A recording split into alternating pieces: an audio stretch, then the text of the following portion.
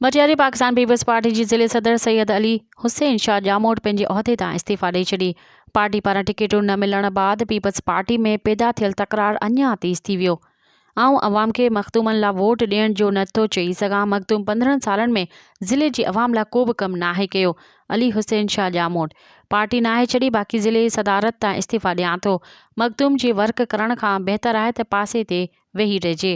Ali Hussain Shah जामोट peoples party जे अॻूणे MNA Syed Tariq Shah जामोट ऐं senator Syed Mohammad Ali Shah जामोट जो सौट आहे। यादि रहे त पार्टी टिकट न मिलण ते सेनेटर मोहम्मद अली शाह जामोट बि पार्टी सां नाराज़गीअ जो इज़हार कयो आहे। मज़ीद ख़बरनि ऐं तफ़सीलात लाइ विज़िट कयो असांजी वेबसाइट www.awamiNewsHD.com ऐं ॾिसंदा रहो अवामी न्यूज़ HD।